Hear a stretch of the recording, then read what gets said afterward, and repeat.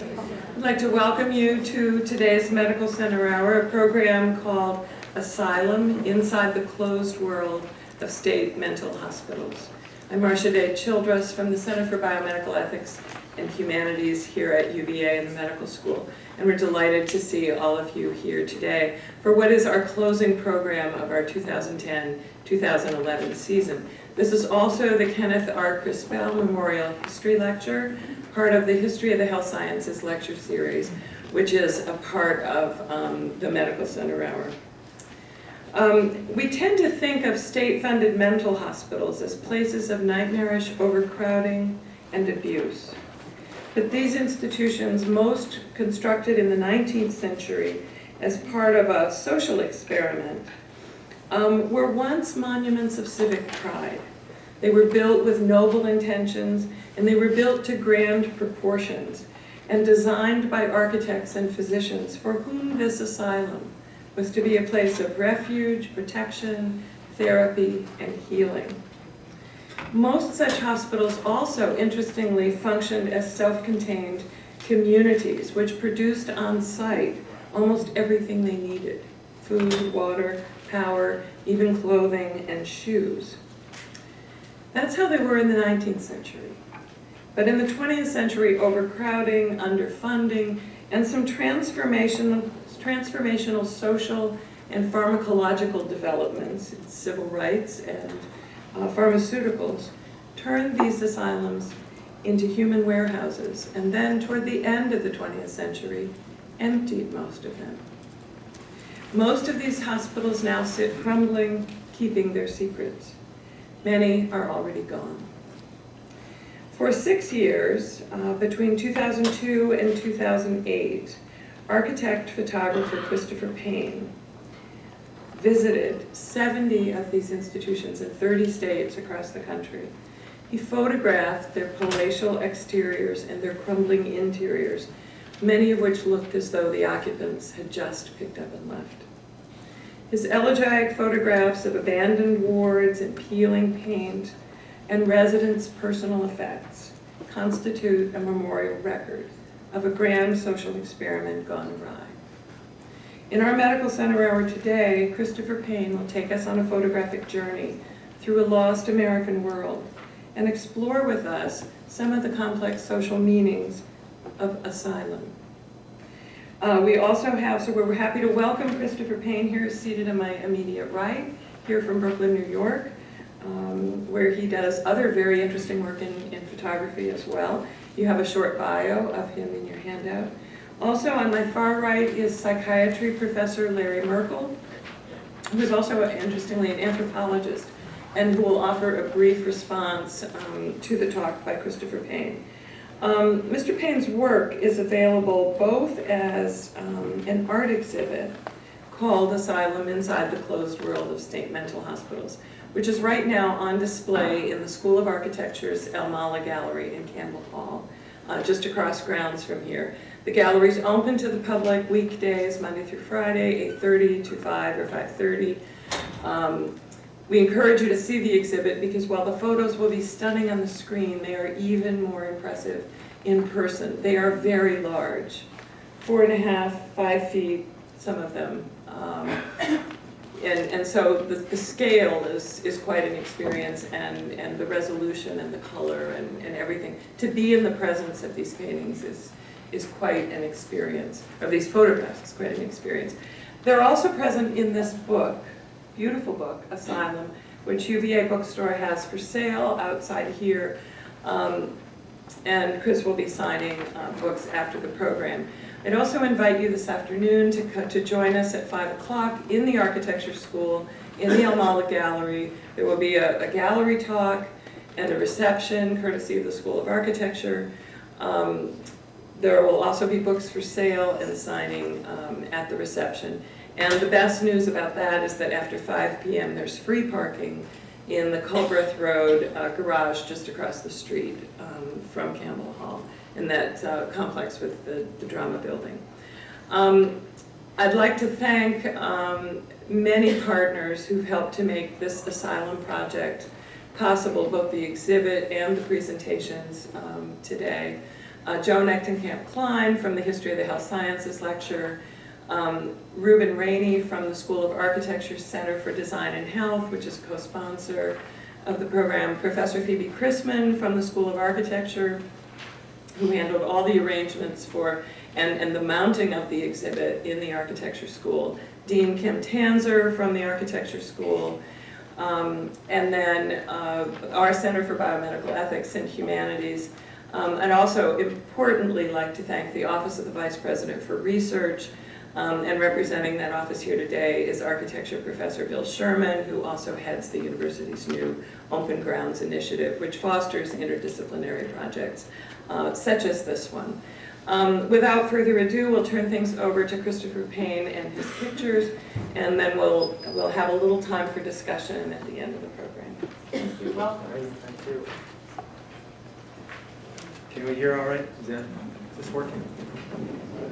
Excellent, Yeah. excellent.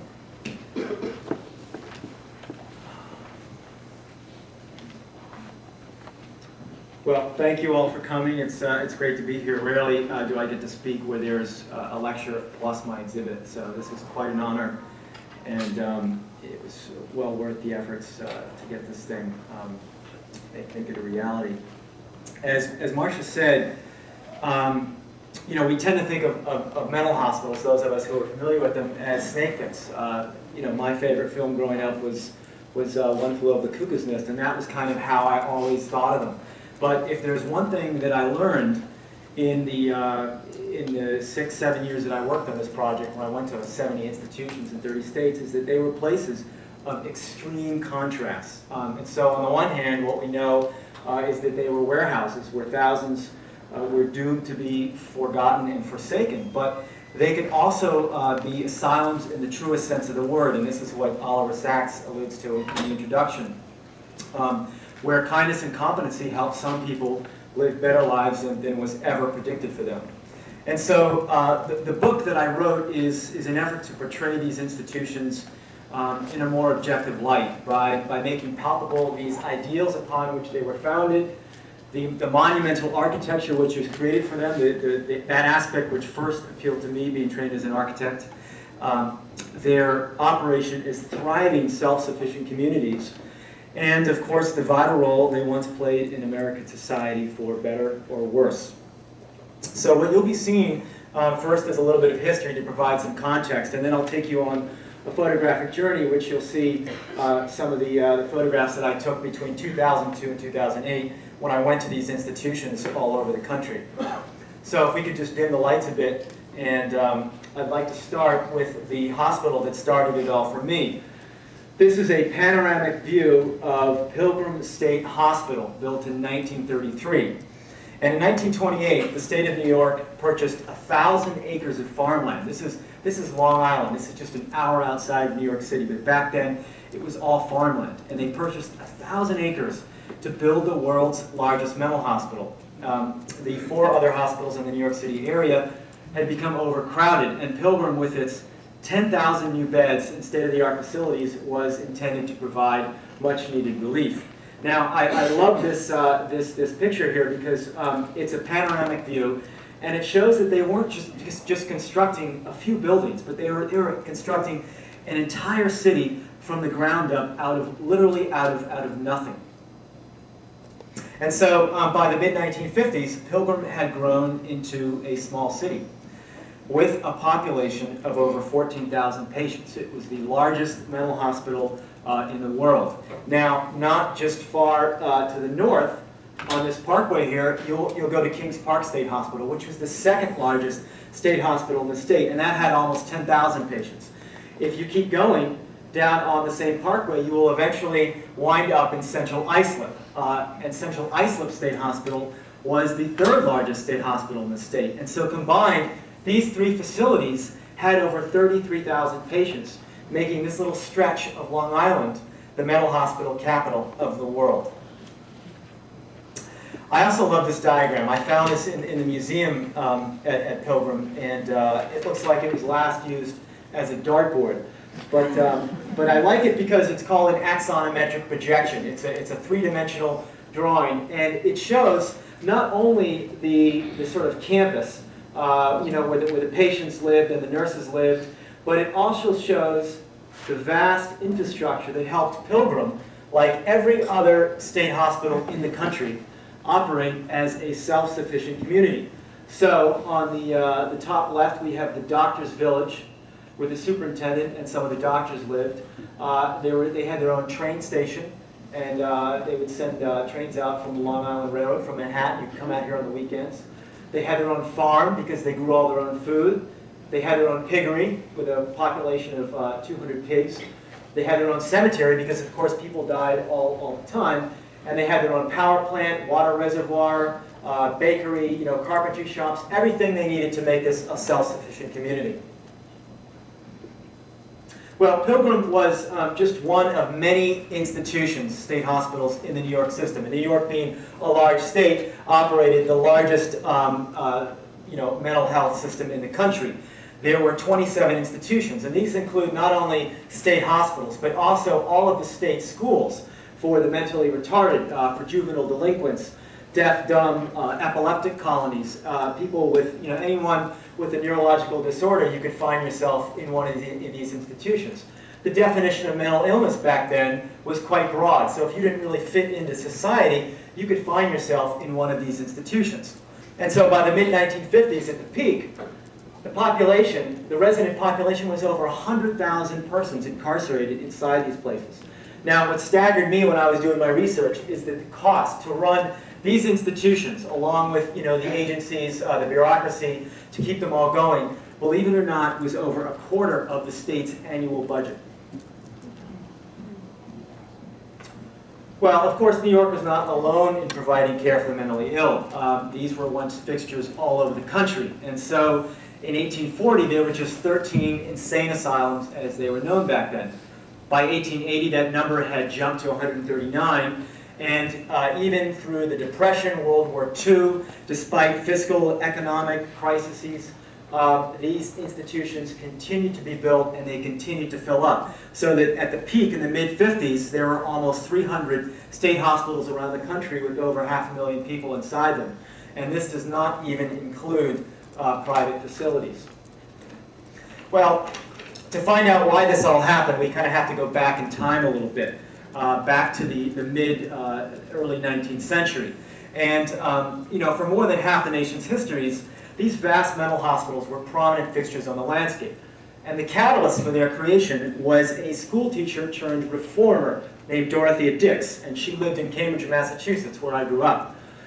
And she just happened to be touring an almshouse one day. An almshouse back then was where they kind of put everyone. If you were a beggar or a vagrant or a criminal, or if you were mentally ill, because the mentally ill were often treated as criminals. They were thought to be possessed by the devil. And she couldn't believe the conditions inside this almshouse. And it transformed her life. And she took it upon herself to spend the rest of her life crusading around the country, petitioning state legislatures to build proper institutions for the care of the insane. And to this day, if you go to a lot of state hospitals, there's often a Dorothea Dix building or a Dorothea Dix drive. Well, anyway, her appeals were persuasive, of course, but they're also well-timed. This is the 1840s, 1850s. America at this time was eager to erect large civic institutions that would serve as models of an enlightened society. So you see this proliferation of asylums, prisons, public schools, and of course universities. The motives to build some of these institutions, like the asylums, were not entirely altruistic.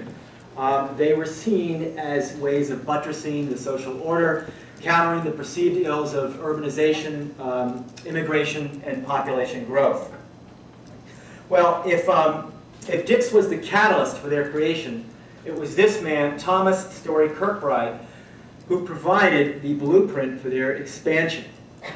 He was the superintendent of the Pennsylvania Hospital for the Insane in Philadelphia. And based on his travels abroad, where he saw European models, European asylums, and based on his skills as an administrator, he devised the model asylum, which he put down in this book. The name is a little too long for me to read, but if you look it up, you can still find it in the library. You can actually download it in its entirety from Google. And it came out in 1854 and 1880. The reason why this book is so important is because it was adopted by these 13 men. It was a society for the these are the other superintendents of these original 13 asylums. Kirkbride was one of the members. What's important about this group is that their organization, and I will try to recite it, the Association of Medical Superintendents of American Institutions for the Insane. It's a long name. What is it now known as? The APA, the American Psychiatric Association. And so by sort of adopting Kirkbride's plan and his book, it ensured that these asylums would be built, like you see in the book, all over the country. And as the asylums grew around the country, so grew the profession of psychiatry as it became publicly accepted that lunacy could only be cured in one of these buildings. And when I was doing my book, my research, I came upon this chapter. And the first sentence in the chapter said, "The history of psychiatry is the history of state hospitals." So sort of, as an architect, it's kind of interesting. We sort of aspire to design these buildings that will change people's lives. And back in the 19th century, that is exactly what they were able to do. So what you see here is a plan drawing of one of these Kirkbride asylums. This happens to be in Morristown, New Jersey. It was Graystone Park State Hospital, which, believe it or not, was just opened until a few years ago. And almost all hospitals looked like this, and they featured sort of this central building, the administration building, flanked by all of these pavilions of wards stepping back at right angles to each other. And this facilitated light, air, ventilation views to the outside. It also allowed for the segregation of the patients according to race, class, illness, what have you. So you'd have, male on one side, female on the other, and the most insane were kept in these outer wards. And the idea was that as you got better, you would move closer and closer up to the center building where the superintendent and the staff lived. Now, what's important about this is that this plan was an acknowledgement by the medical profession, manifested in this new building typology of mental illness as a disease. And the arrangement of these wards was this effort to impose some sort of system and classification of the diseases, even though they didn't really have any idea what caused them. And a lot of these early superintendents you saw, they worked in these different asylums all over the country, and they'd come together maybe once a year at these meetings, present papers, and they all had very different and divergent views on what caused mental illness. Some were, partially correct, others were way off. But at least with this building, they could present a unified front to the public.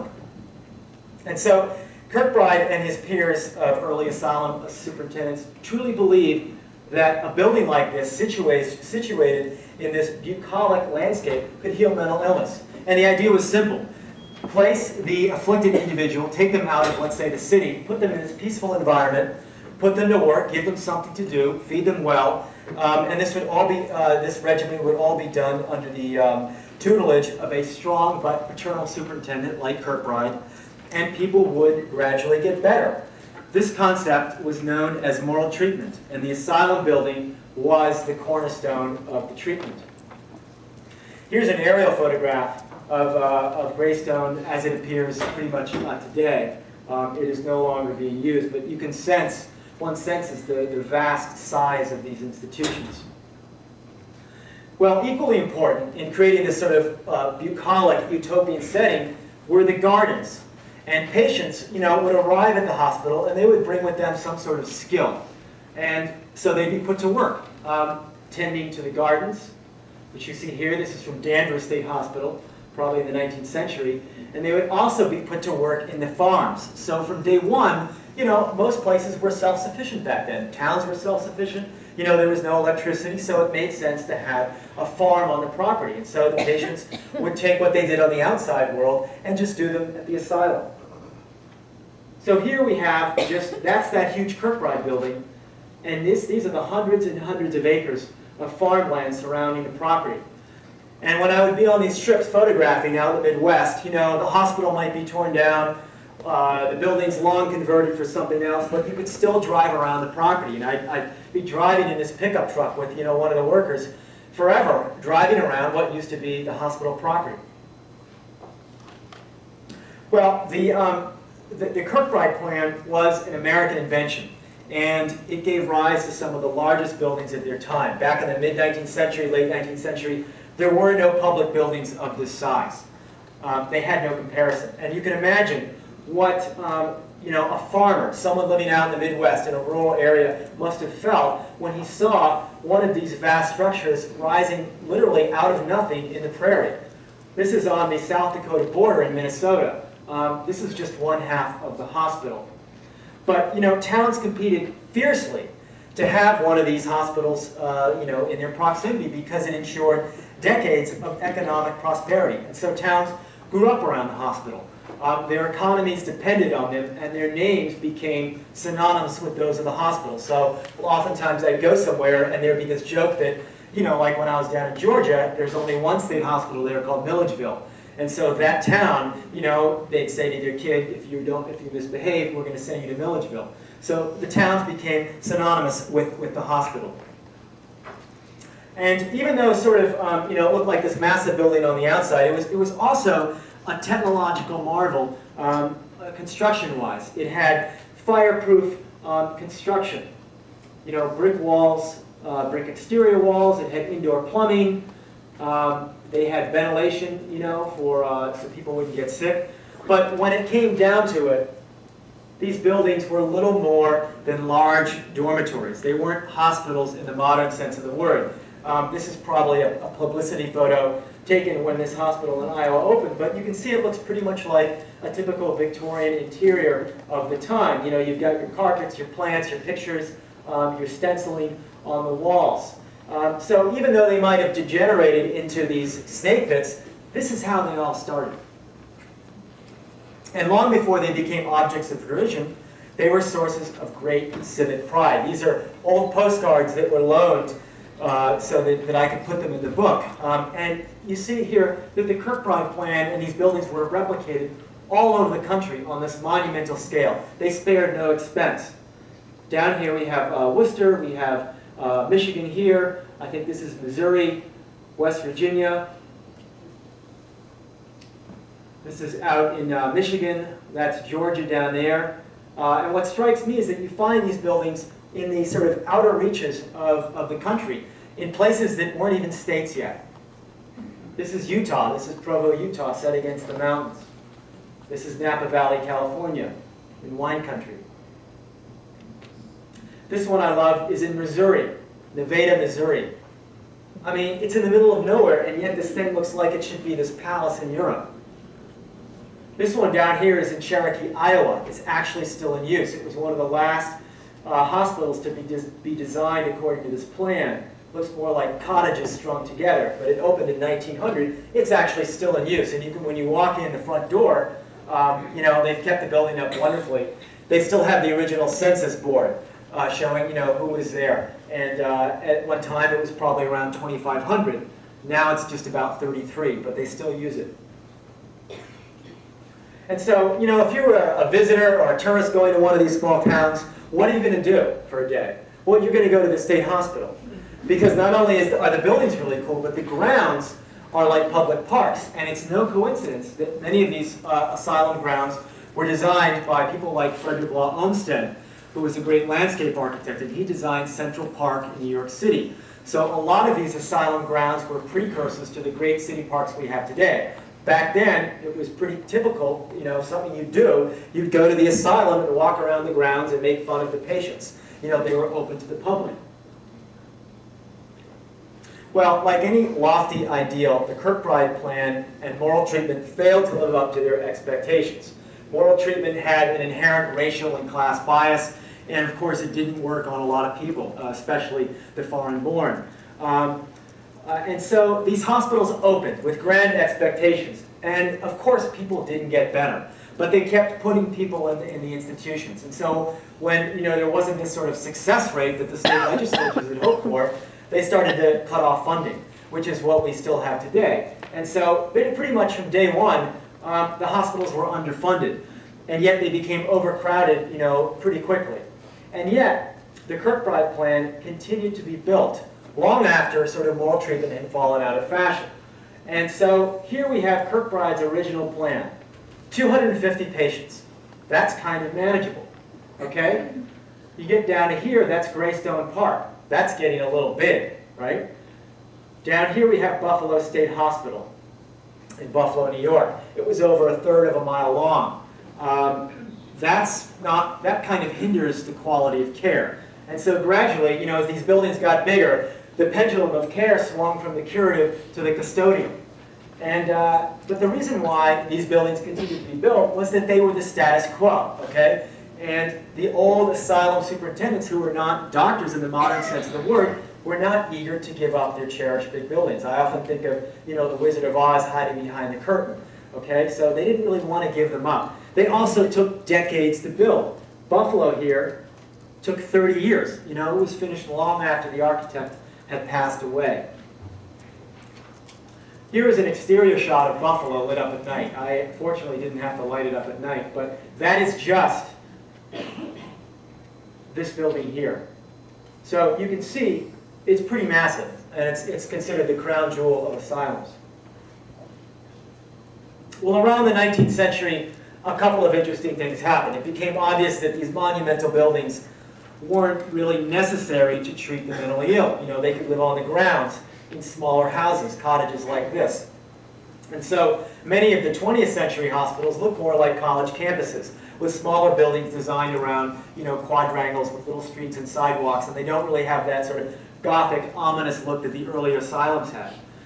The other interesting thing that happened is that the name Insane Asylum, Lunatic Asylum was dropped ubiquitously around the country and changed to State Hospital. And to this day, if you see a sign that says so-and-so, such and such state hospital, it is not a state hospital, you know, a general hospital run by the state. It is a psychiatric facility. And again, we've had sort of a rebranding of the image, and now these places are called psychiatric centers or mental health centers, but occasionally some states still call them state hospitals. And this was an effort around the turn of the century to sort of update the image of psychiatry and align itself more with mainstream medicine.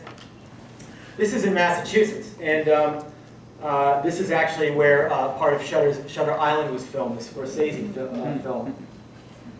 This one is in Connecticut, and of course some of these later hospitals take on kind of a regional look, a regional influence in the architecture. So this looks kind of colonial, very New Englandy. This is out in California. This is Camarillo State Hospital, and I think it's now been converted into a college, but this is famous because a lot of jazz musicians were here. But of course this looks, you know, has kind of a Spanish mission style influence. And this one here is in Michigan. Ypsilanti State Hospital near Detroit. Well, there's a reason why it looks a little bit like a factory, and that's because the architect, Albert Kahn, did a lot of the big Ford motor plants. But even though the design of these institutions changed over the years, they still operated along the same lines as before, as self-contained, self-sufficient communities. So in a place like this, you still had the farm and the bakery and the shoe shop and the clothing shop and the mattress shop, all that. It was all there. And patients were still expected to work. Of course, by this time, you know, it was to literally stay in business. These hospitals, you know, needed that cheap source of labor. And so around the 50s, there was this huge peak. You know, that was sort of the last decade when the state hospitals, you know, were operating like this. And after that, you had the era of deinstitutionalization. And you had with this the introduction of psychotropic drugs. You had changes in commitment laws and a general shift towards community-based care. And this kind of parallels what was going on in the civil rights movement.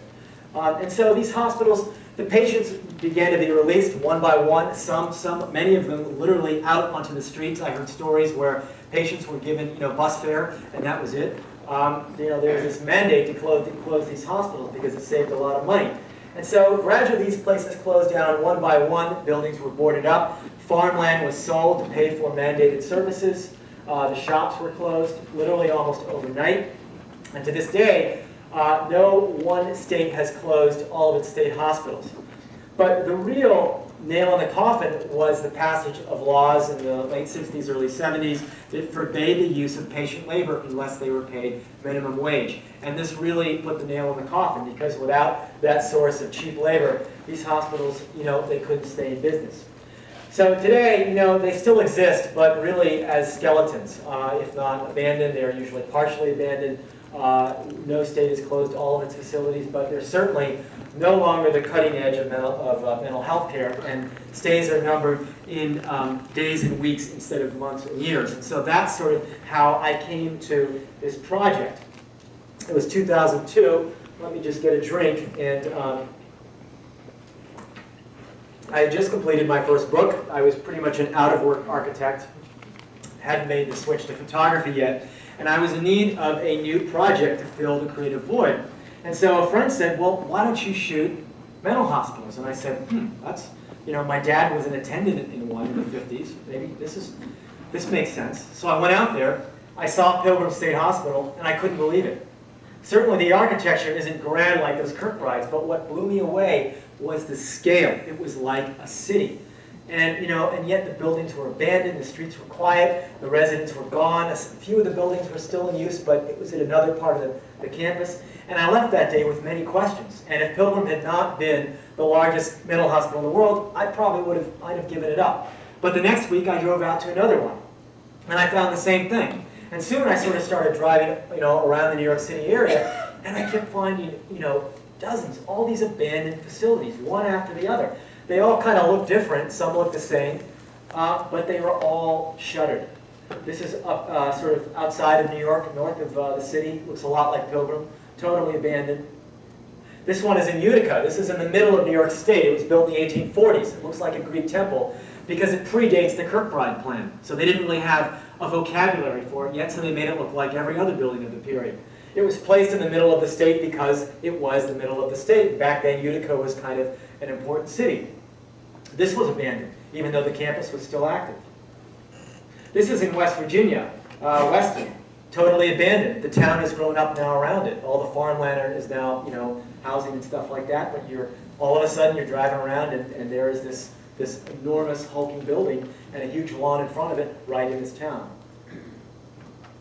This was in Massachusetts. There were these eureka moments when I was doing this, and I grappled with the size of the project.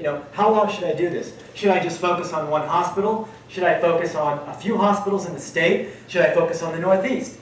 I could keep driving. I could keep spending all of my money and keep doing this for years and become one of these people that lives with my mom with 5 cats and has no life. I could just keep doing this project. But there were these eureka moments that told me, you're doing the right thing, stick with it. This is this wonderful breezeway in Massachusetts. And this is an example of something I came across a lot, where you have this pre-Civil War abandoned building right next to a modern psychiatric center. And what they did was they released some of the patients and kept the remaining and just moved them over into a modern building. And of course, since it's a state institution, they had no money really to build anything new of any quality. And they also didn't have any money to tear anything down. So you get these relics alongside the new stuff. This building was recently demolished because they couldn't keep people out. What's ironic is that they spent $1 million to construct a fence that didn't prove very effective. This is an interior of that breezeway. One can see the incredible quality and construction that went into these structures. Well, like any sort of explorative photographer, I wanted to get inside the buildings. And so I was fortunate having a previous book. It gave me a little bit of credibility. And so, once I got approval from New York, and then Massachusetts, gave way, and then Pennsylvania, it became pretty easy to get other states to comply. And once I was on the inside, I realized that, these people have been working in these facilities, in these systems, for sometimes 30, 40 years. They are very proud and interested in their history. And so to have someone like myself be interested in it too, it made the project a whole lot easier because they were eager to share it with me. And so if you were going into one of these places for the first time, you would come into a lobby, like any great public building. This was the sort of public face. But really, this is actually in South Dakota, which is incredible because, where do you see a marble staircase like this, let alone in rural South Dakota? But really, the heart of any asylum, any state hospital, was the ward. This is all those step-back pavilions that you saw, 4 floors of them. So there might be 30 different wards in a hospital. And this really was the heart. This is where patients spent most of their time. And they woke up in the morning. They weren't allowed to hang out in the bedrooms. They had to be social and hang out in these halls when they weren't working in the shops or on the farm. And so I always thought that the view down this ward with this sort of row of doors. That sort of linear axial view, the symmetry, really speaks of the monotony of daily life. On the outside, these buildings look creepy, spooky, and you go inside, you realize, wow, they're really not as dark as I thought. There's a lot of light and air, but then you start thinking about the people who had to spend decades here pretty much doing nothing.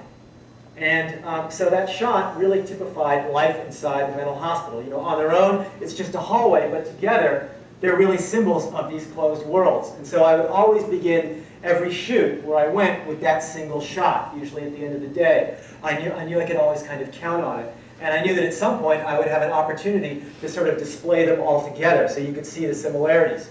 There are subtle differences in all of these. Paint color, they used a lot of pastels, because that was thought to have a soothing effect on the patients. You have these weighted, I forget what they're called, but the patients would sweep the ground with these to polish the floors. It would give them something to do. This is from Oregon. This is where One Flew Over the Cuckoo's Nest was filmed. And I actually went there thinking I'd find the original set. This is where Jack Nicholson was. I could do this awesome before and after shot. And we got there. Barely anyone had remembered the movie and where they filmed it. And when we found the set, it had been chopped up into a little storage room. And there was a huge, I was pretty bummed out. This is in Illinois. You see this wonderful arched ceiling, massive doors, probably made out of wood that doesn't even exist anymore. And of course, lots of furniture because people sat around. And a lot of these places, they didn't really look like, an asylum or a state hospital. They looked like kind of like a dormitory, like a house. You had these tin ceilings, wonderful old fixtures. This is a patient bedroom. Nothing really creepy about that, right? Things you wouldn't see now, like these little light fixtures, push-button switches. This is the superintendent's quarters. Top of the building, pretty nice. I wouldn't mind living in that apartment. I don't know where this door goes to. It goes to nothing. But gradually, you would see as you're walking in these halls, little evidences of something else. These, the sort of that sense of domesticity would kind of migrate, and you realize that these really were buildings meant for control and segregation. And certainly, as these places became less about, curing and more about just keeping them locked up, maintaining order, they had to implement certain things to keep people in line. And so you have these observation windows in all the doors to the patient bedrooms. You have the screened porches, on the outside. You see the heavy screens. Indoors, all it is really is just a porch. But you can see the seats, the ashtray. You think about the hours they just sat there smoking, chain-smoking cigarettes. All stairwells in state hospitals were enclosed to prevent people from jumping over them. And as an architect, I found it interesting how they resolved this problem. This is in Massachusetts, where they filmed the movie The Cider House Rules. And I like this because it's kind of ornate. They made some effort to make the stairwell look attractive. This is in Utica, that Greek temple building you saw earlier. So you have this sort of pre-Civil War spiral staircase, and then they plot this screen box inside it. This is down in South Carolina, in Columbia. Wonderful sort of antebellum staircase with 2x4s stuck above the banisters. And this is a more integrated look. This has the peeling paint. A lot of people, I myself included, love to shoot peeling paint because it's very photogenic, it's evocative. After a while I had to tune it out, but this I couldn't resist. But here you see sort of what these places became. They look much more like prisons in the later years. A lot of the places I saw, were empty rooms. They might be in great condition, but a lot of them had been reduced to ruins. This is in Milledgeville, Georgia. It's being overtaken by kudzu. The ceiling is open to the sky. Other times you have floors that had collapsed, and a building is like a human being. When you vacate it, it dies. Buildings need people to live in them. They need heat, they need water, they need all the things that we need. And so a lot, they didn't have money to keep these places up, and foolishly, they turned off the heat. They didn't drain the pipes. So winter comes along, the pipes freeze, they burst, you get roof leaks, floors start to collapse, and in a place like this, you can stand in the threshold of a door and peer down 2 or 3 stories because it's like pancakes. And yet, right next door, you might have this almost perfect room. And that's because the walls, the interior walls, were 2 feet thick brick and masonry. As the project wore on, I sort of focused my gaze sort of more and more inward onto objects, artifacts that really summed up, the experience. Iconic things that, you look at this and you say, mental hospital. They all had, these hydrotherapy tubs in rows. Sometimes you just have a tub in an otherwise empty room. And the controls would be embedded in the wall so the patients couldn't get to them. Very rarely, I would find actual personal effects. These are toothbrushes from the deep reaches of a hospital. Almost impossible to find, and yet for some reason, when the patients vacated in the 1970s, they left all these toothbrushes here. So I don't know if they were transferred to another building or simply released on the streets. So a lot of times you find remnants like this.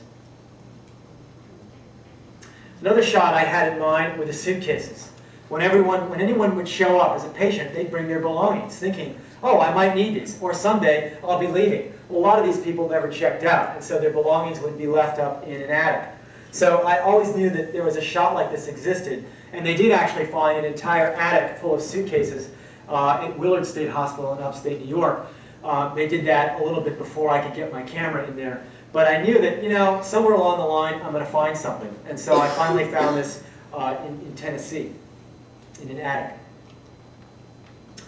A lot of the rooms were empty, some had furniture in them, but many of them were just filled with boxes of files and records, and not necessarily confidential records, but just the stuff of the bureaucracy that kept these places lumbering along like large corporations day after day. And you think about all these stupid emails we'd write and copy, and faxing, we used to have to do that. All that stuff ended up in this room here.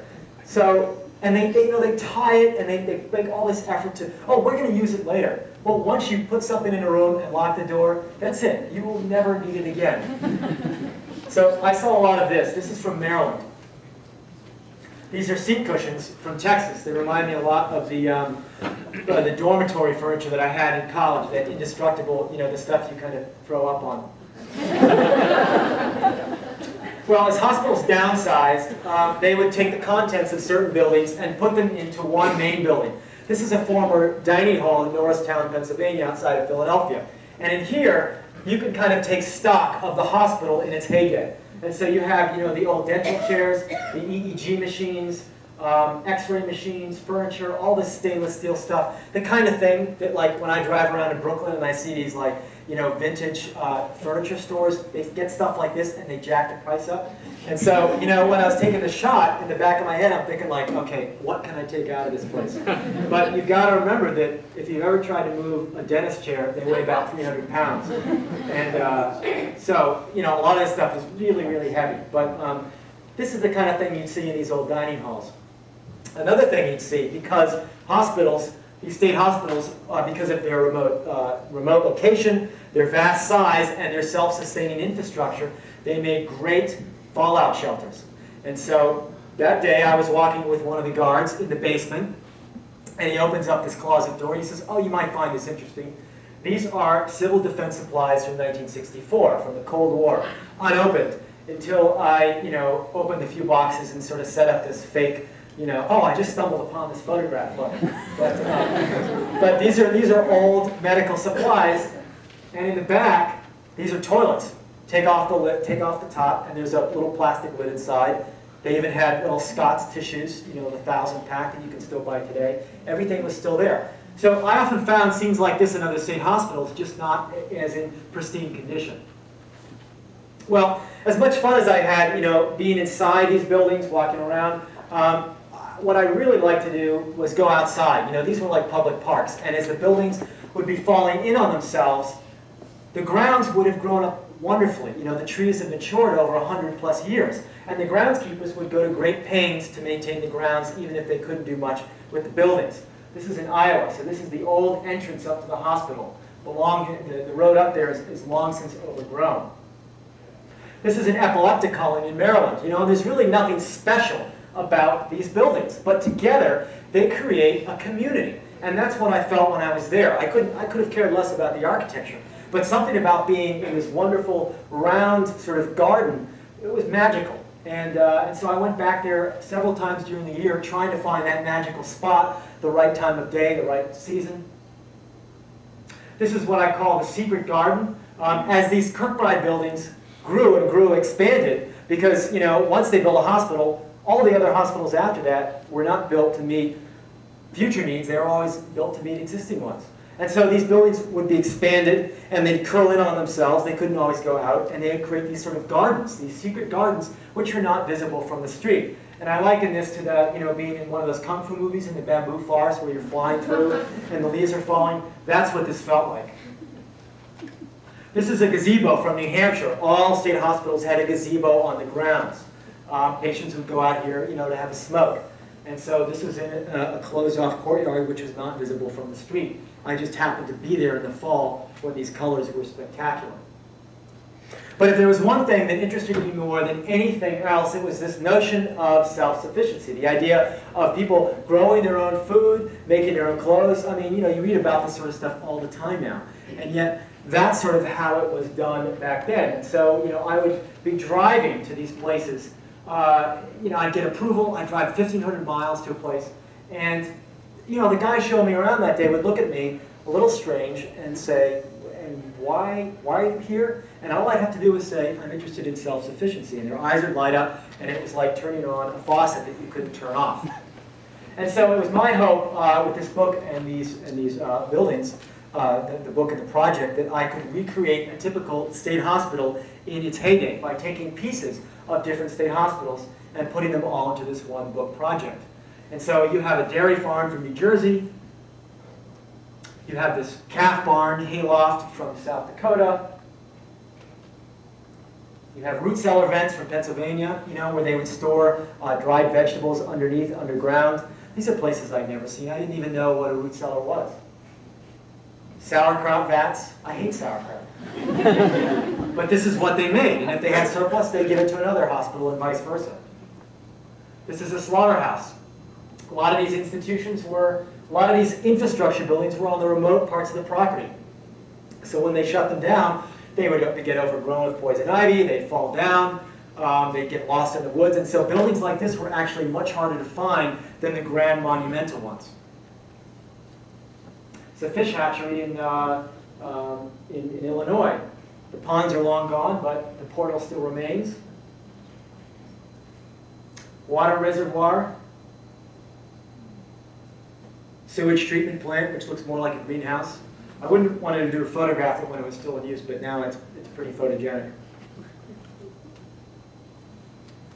Bakery.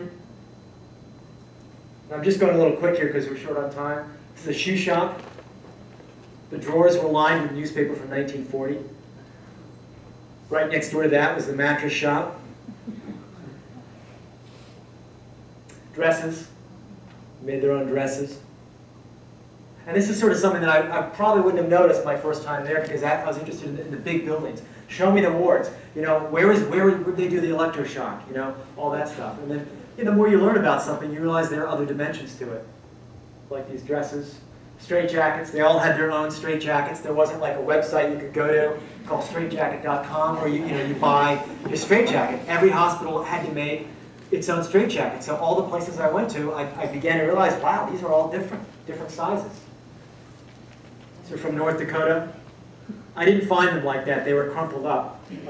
So, it's not like, oh, there's the photograph.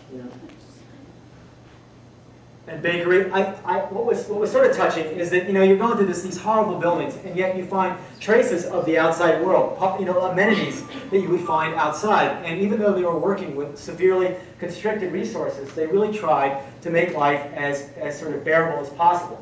So here's a beauty salon. Hairdos from the 80s, probably the last time it was used, hopefully the last time it was used. Bowling alley, bowling was very popular back then. From another hospital, these bowling shoes. I spoke there last week. And these wonderful theaters, because they put on plays. If you could play an instrument, you could be in the hospital band. They put on movies. I would go into the projector room and I would find, the movie cards from the 60s or early 70s of first-run movies that they'd be showing. Asbestos, I love that. I didn't really move the curtain. And of course the autopsy theater. So on one side of the spectrum you had, the theater, and on the other side you had the autopsy theater. A lot of these hospitals, as they got bigger over the years, they became hospitals in the modern sense of the word. This is probably the coolest place I've ever seen. Kind of creepy, but it was completely intact because the building above it was still in use. And this coffin here, patients were often buried on the grounds. They had their own cemeteries, and they'd be given these numbered grave markers. What I find touching about this is that during the winter, they couldn't bury the people, so they had to store the bodies on racks here in this ice house. These are unused grave markers, so you get a sense that there are around 3,700 bodies buried in this otherwise open field right out back. On the wall are lists of patients buried up to 1977 when they last used it, divided into 3 categories: Jewish, Roman Catholic, and Protestant. This is a typical plot plan from Texas.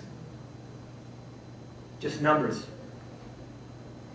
What is a relief is that when you go to these hospitals now, they've made efforts to reclaim the land where the cemeteries were and put up some sort of a placard acknowledging who was buried there. These are cremation urns. You can see a photograph of this in the exhibit. These are from Oregon State Hospital, unclaimed cremation urns. And you can judge the size of the person by the weight of the can. And a cemetery from Connecticut with tombstones but still numbers. I do have a conclusion, but if we're running short on time, I can leave it at this. It's up to you guys. What do you think? Okay, good. Then I'd like to end with one hospital that is, well, I can sort of show you a couple of examples. What's happening now is that a lot of these hospitals, they've taken the land and they turned them into prisons. So we've traded one institution for another. This is Buffalo State Hospital. What's left of it. Here's the modern hospital now. University taking over the farmland. A place like Buffalo that values its old architecture, they will eventually find use for this. But in a town like Ogdensburg, New York, which is what was one guy told me, the end of the line, politicians don't come here. There are no jobs, the hospital closes, they lose the jobs. They don't really care about preservation. They just want to keep moving forward. This is a prison, already overtaking the property. So I'd like to end with a hospital that's very dear to me. This is Danvers State Hospital. I grew up in Boston. I had relatives in Danvers. And so as a kid, we'd drive up to see them. Danvers is sited on this hill, high on this hill, and it's one of the few instances where you can actually sense the scale and size, vastness of one of these buildings. Now the trees grow up, you only get limited views. But from Route 1, Route 93, the interstate, you could have actually seen all these little peaks poking above the trees on this hill. It was like a castle. Danvers opened in the 1870s. It was sort of the epitome of the Kirkbride design. It was flawless in its symmetry. Everything was perfectly worked out. It was like, when you buy the iPhone 4. They worked out all the kinks. It was beautiful.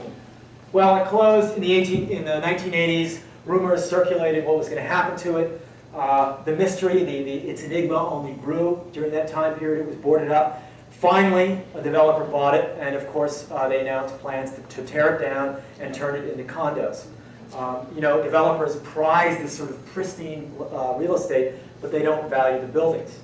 And so I was fortunate enough to get in there. I pulled some strings, and I was able to get in there and photograph the demolition of this building, which I had known since a child. I felt it was sort of a fitting coda to the project, because this is the fate that is awaiting most of these large institutions.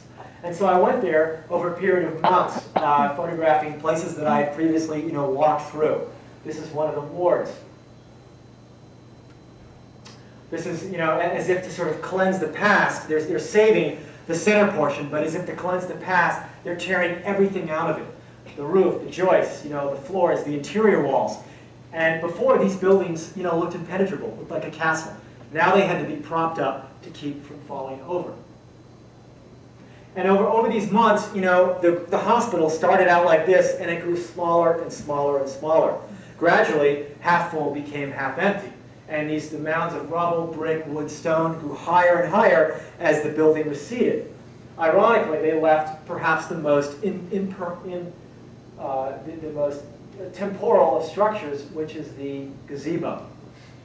They tore down all the trees that had grown up around the hospital, so they were really trying to wipe clean the landscape. And I hesitated to tell the site manager how I felt, because this was the guy running the demolition. He was the one who gave the final word. He's the guy, who drives around in the pickup truck on the site telling people what to do. And he might not really agree with my kind of pro-preservation sentimental feelings. But I noticed that over the course of months when I was up there, that his mood changed.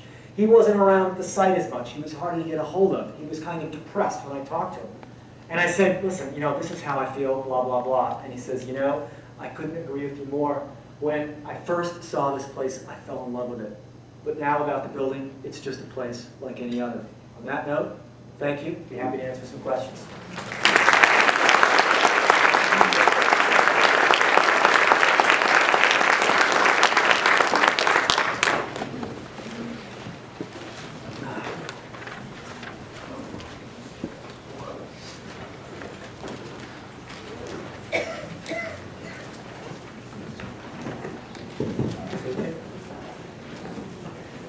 Chris, thank you for this impressive and moving tour. Thank you. I really enjoyed it. I got to go buy the book.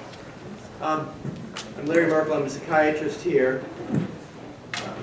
What I'm going to do is how much time are we doing here? 5 minutes. Okay. I want to talk a little bit about the past before this time, and then jump ahead to the future a little bit. Moral treatment, moral therapy that Chris talked about came from Europe and started there in the late 1800s, actually. There's the famous painting of Brunel at the hospital in Paris freeing the patients from their chains. The idea with this therapy, this treatment, was that mental illness was due to society, primarily. That prior to this time, the idea was that mental illness was due to people's poor moral character, that they didn't have grace from God, that they had sinned, and that the illness needed to be disciplined out of them, beaten out of them, literally.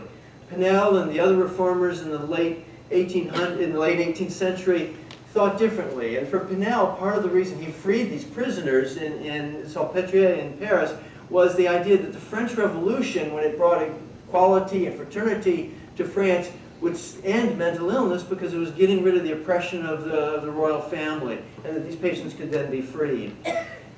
Didn't quite work that way. When it came to the United States, though, we didn't have royalty at that point. We had the revolution, we were free. Moral therapy then took on a very different aspect. It was still thought of as that society was the cause of these conditions.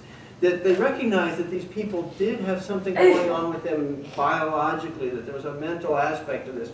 But it was that they were then vulnerable to society. And society in that time, in the late 1700s, early 1800s, when moral therapy started here, was seen as something that was very unpredictable. It was new, it was chaotic, there was all of this stimulation going on. And families were not seen as being able to hold up to the stress and the tension that the new society was creating.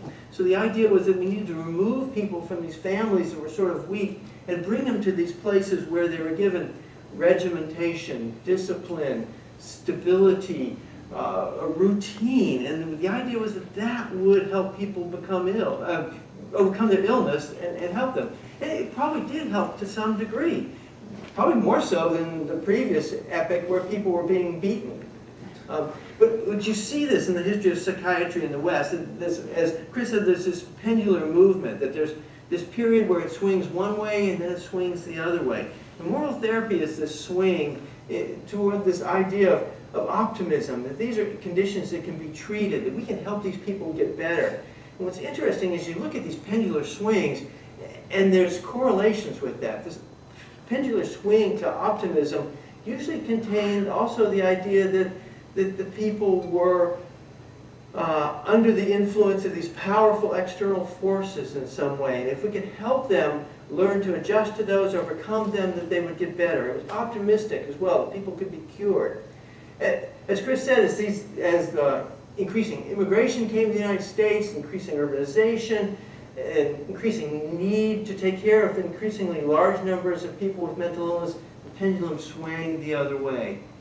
And in that swing, it ends up being not an idea of cure, but an idea of custodial care for these people. And that, an idea of pessimism, that these people can't be cured.